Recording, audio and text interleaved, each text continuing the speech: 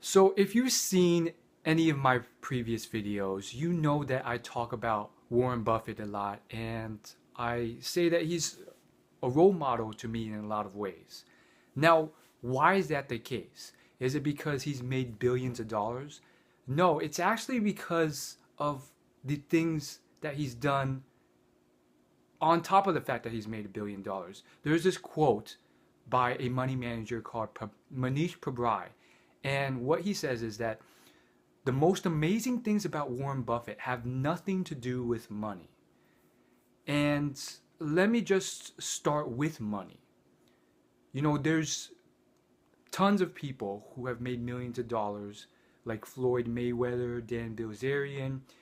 A lot of these people, they have $100 million and they made it through boxing or poker. And if you go onto the internet, they're spamming all the things that they're buying. And it's atrocious. Like Floyd Mayweather, he literally takes photos and videos of the dozens of fancy sports cars he has, and he takes all these pictures of gold chains and you know pretty much expensive items he has. And the thing is, though, Warren Buffett could buy 1,000 times as many cars and material possessions as these people do, but he doesn't. In fact, he owns one car that he barely drives. And I think this is really important because here you have certain people, and some of them are just doing their own thing, having fun.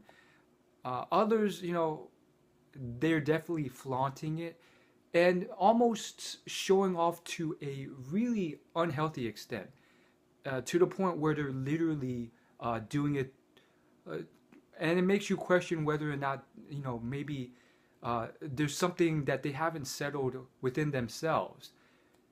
This type of ego that they haven't really fixed. Maybe something happened as a child to them where they never felt like they were worthy. So now they're making up for it many times over by showing off so much. And you see this with a lot of celebrities. If this person didn't do it, I'm sure another person will do it. Partially, it's due to genetics. There's no doubt. There's a part of it due to genetics in almost every male to a certain extent. Maybe a different degree, but to a certain extent, they have a little bit of this inside of them. But Warren Buffett, I think, is incredible because his whole mantra, his whole thing is, he enjoys what he does. He's found a living that he would do, even if it didn't make him incredible amounts of money. And he also teaches this stuff. I've learned a tremendous about a tremendous about a tremendous amount about life, about family, about how you should manage your time, how you should treat others, what's important in life, what people should value, and what people actually care about and regret when you're dead. All these things and more from Warren Buffett. And none of it really has to do with money. Granted, he talks a lot about money and business and all that stuff too, and wealth. And he is a bit of a prodigy in that area as well. He's made an incredible amount. And part of it was due to, there was I'm not going to lie, there was a partial drive. If you read his biography, there was a partial drive for him to make money ever since he was little because he grew up in the Great Depression.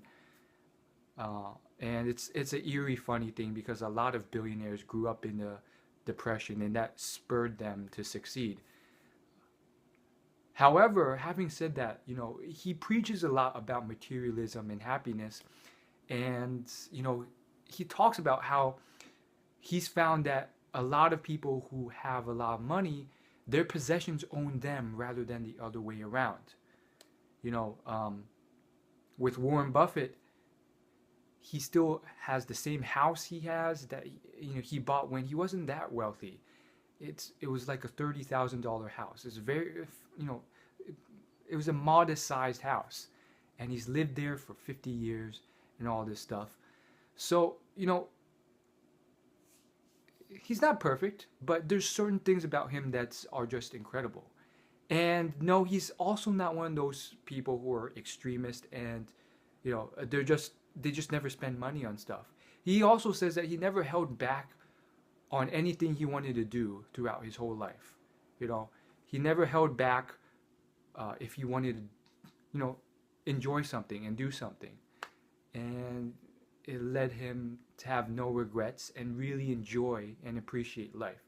And, it just so happens that what he loves and enjoys is business. So I find that very incredible. So the takeaways from this video are, one, find a job or occupation that you can be passionate about. I think in this day and age, it's much more possible than it ever was in any time in history. Now, I slightly disagree with Mr. Buffett on this point, because I do think there's certain countries and areas where it's not all that practical. I don't think it's, those opportunities are there. And even in, countries that it is, it's not easily attainable. It really does require someone with that initiative to get there. And then the second takeaway from this whole story is that, wealth and money and all this stuff is not where it's at. There's a lot of science backing this up, and I talk about that in other videos. But more so than that, it's not what it seems. It's not going to make you infinitely happier or any of this stuff. Number 3, health and family and free time and, having people who love you. These are things that are really important.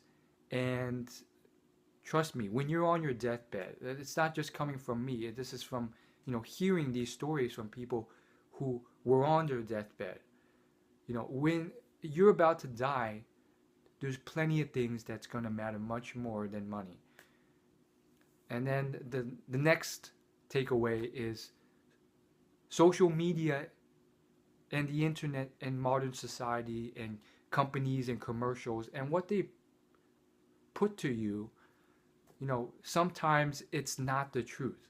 Sometimes it's been manufactured and they've spent millions of dollars to create this commercial or this advertisement, and they've done a lot of testing to psychologically influence you to have a specific reaction and eventually buy their product, or think, maybe this is how I'm going to get, happiness.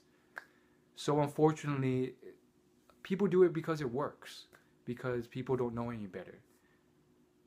Now, the final thing is, and I know this is tough to get through, but I do think everyone deep down, especially those who never have money or don't have money, they can't really fully release that. People will say, oh, it's not about the money. But then deep down, they're like, is that really true? If I got more money,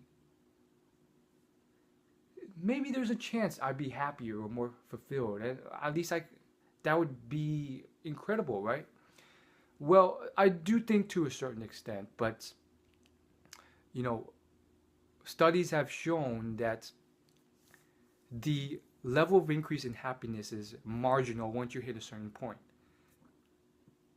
And ultimately, people tend to move towards what they're interested in, what they're passionate about. And, as mentioned in Maslow's hierarchy of needs, as you get certain things, generally speaking, you tend to move towards different things. A lot of people, they're at the bottom. They don't have food.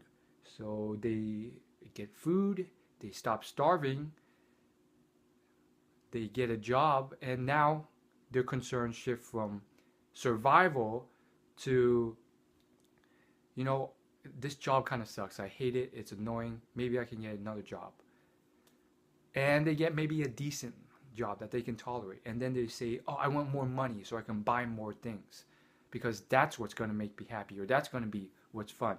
So they buy these things, or they get a job that pays a lot, but it's a job that they hate. And trust me, there's tons of stories of people out there. There's books on this. There's a recent book I read called um, Fiasco, and it's a real story about investment bankers. And all the investment bankers at the firm that was mentioned in the story, they hated their job, but they couldn't walk away because of the money that they were awarded. Now, some people, you know, they tend to, once they hit this point, they start realizing, you know, money's not that important anymore. I would rather move to something I'm interested in because they're making this money and they've experienced that already. So I think we all tend to move towards this eventually, a career or lifestyle that we can enjoy more, and you know, at least a decent amount of money to be comfortable. And then I think eventually some people, again, a lot of people, they just stop at certain levels. Some people, they stop at the level of just tolerating their job because they give up hope. Others stop at a place where they're tolerating the job that they hate, even though, you know, they hate it because of the money, because they don't see another pathway. And then, you know, some people, they just don't do it because they know there's a path out there, but it's so difficult and hard and risky. Or at least that's how they perceive it.